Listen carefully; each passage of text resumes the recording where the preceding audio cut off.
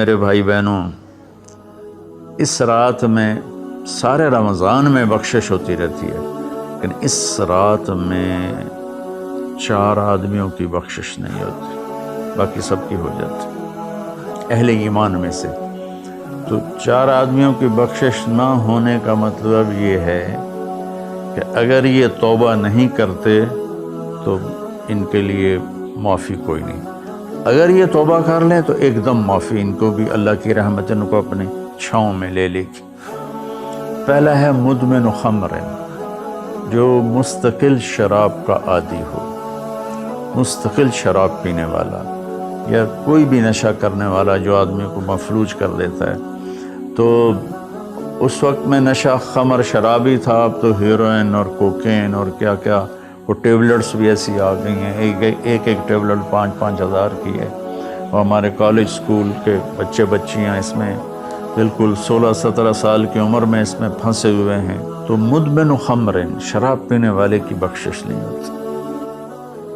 دوسرا کون ہے؟ عاق لوالدیہ، یہ عجب لفظ ہے، عاق۔ عاق عقا یعقو ہے، اس کا مطلب ہوتا ہے پھاڑ دینا، ٹکڑے ٹکڑے کر دینا۔ تو اس سے مراد وہ اولاد ہے جو مسلسل نافرمانی کر کے ماں باپ کے دل کو توڑ دیتی ہے اور چیر دیتی ہے۔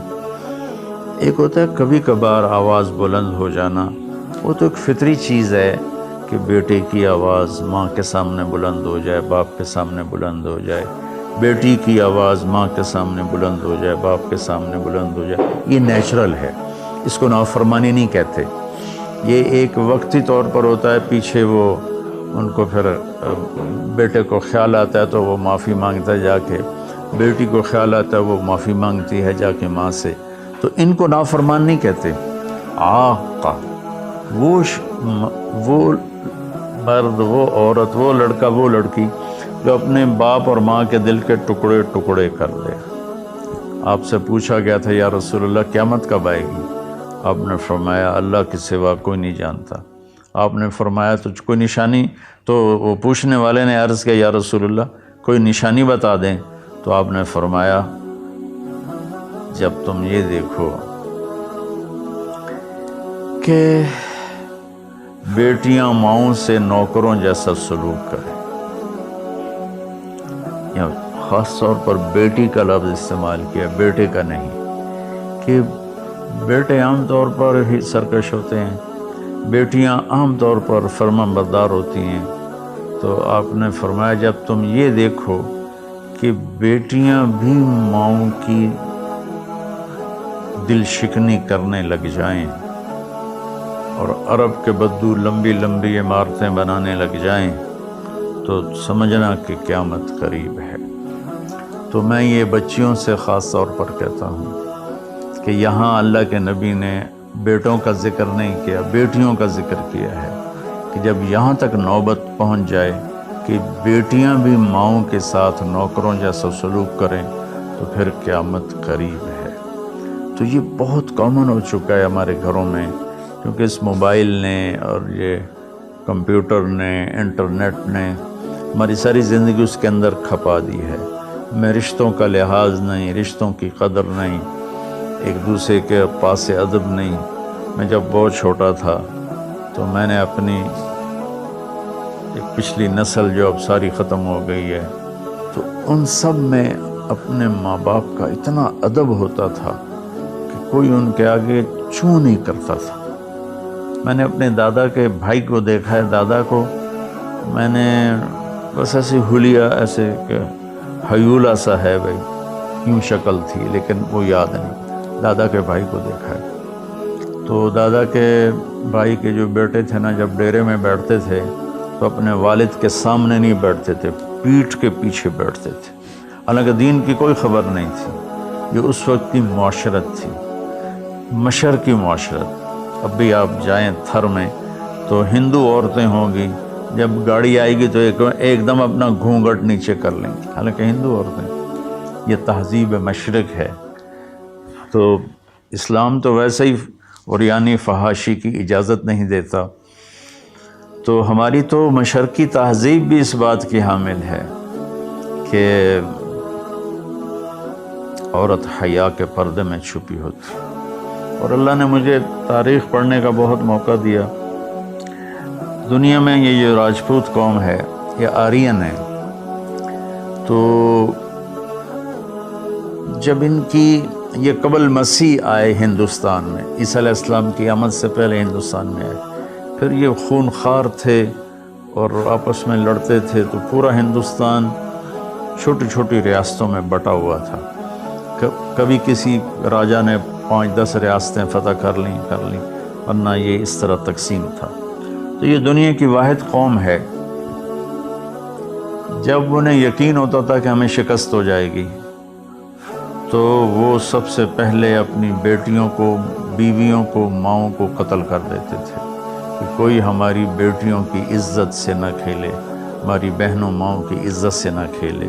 کر جا کر لڑتے تھے اور عام طور پر جس کو شکست ہوتی تھی وہی ایسا کرتا تھا اور اپنی جان دے دیتے تھے. چھوٹا سا واقعہ سناتا ہوں کہ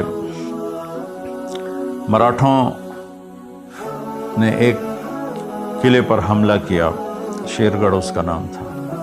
تو اس کا جو راجا تھا وہ راجپوت تھا، اس کی طرف سے اورنگزیب کی طرف سے وہ وہاں حکمہ، اس قلعے کا وہ حاکم تھا، لیکن تھا ہندو.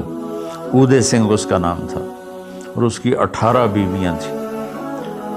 تو مراٹھوں نے اس پر حملہ کیا، تو رات کے اندھیرے میں حملہ کیا.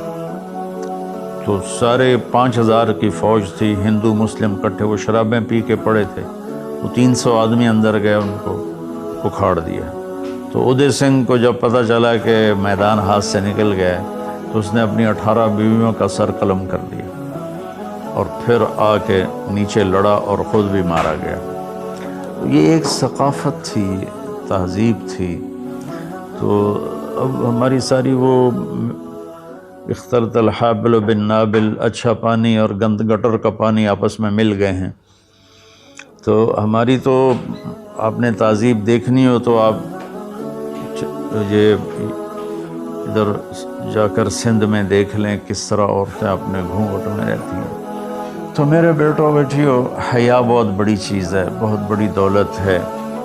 چونکہ ہم قرآن نہیں پڑھے، اللہ کے نبی کو نہیں پڑھا، تو مختلف قسم کی چیزوں سے ہم متاثر ہو کر اپنا وجود بھی گم کر بیٹھے ہیں اور اپنی تہذیب بھی مار بیٹھے ہیں. تو دوسرا شخص جس کی بخشش نہیں وہ ہے جو ماں باپ کے دل کو ٹکڑے ٹکڑے کر دیتا ہے. تیسرا ہے قاطع رحم، جو رشتوں کی پرواہ نہیں کرتا، رشتوں کو توڑتا ہے، بدتمیزی کرتا ہے، گالی گلوچ کرتا ہے، کبھی بھائی سے لڑتا ہے، کبھی ماں سے لڑتا ہے، کبھی باپ سے، کبھی چچا سے، کبھی تایا سے.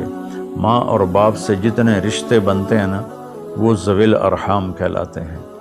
تو جو اپنے رشتوں کی قدر نہیں کرتا اور ان کو ذلیل کرتا ہے تو اس کی بھی بخشش نہیں ہوتی. چوتھا ہے الشاحن. شاحن کہتے ہیں جو دل میں بغض رکھے کسی کے لیے، دل میں کینہ رکھے کسی کے لیے، اس کی بھی بخشش نہیں ہوتی. تو دیکھو میں سب کے سامنے ہاتھ جوڑتا ہوں، اگر کوئی شراب کا عادی ہے توبہ کر لے، ابھی 21 کی رات نہیں آئی. اگر کوئی ماں باپ کو ناراض کر کے بیٹھا ہے تو ان کے پاؤں پکڑ کے راضی کر لے. کوئی رشتہ داروں سے لڑائیاں کرتا پھر رہا ہے تو صلح کر لے. کوئی کسی کے بارے میں دل میں کینہ رکھتا ہے، بغض رکھتا ہے تو اپنے دل کو صاف کر لے. ان چاروں میں یہ آخری چیز بہت زیادہ پھیلی ہوئی ہے کہ ہمارے دل نفرتوں سے بھرے ہوئے ہیں. تو میرے بھائی بہنوں، اس رات میں اللہ تبارک و تعالیٰ سب کی بخشش فرما دیتا ہے سوائے ان 4 آدمیوں کی. اور یہ بھی اگر توبہ کر لیں تو ان کی ساتھ ہی بخشش ہو جاتی ہے. تو اس میں ہمیں 21 کو بھی جاگنا چاہیے، 23 کو بھی، 25 کو بھی، 27 کو بھی، 29 کو بھی، کہ 5 راتیں، کوئی ایک رات تو ضرور ہوگی، باقی اصل علم تو میرے اللہ کے پاس ہے. تو اپنے دل کو بھائی بہنوں صاف کرو. اور اس ایک رات میں 83 سال کا ثواب لے لو۔ اللہ تعالیٰ مجھے آپ کو عمل کی توفیق بخشے۔ السلام علیکم۔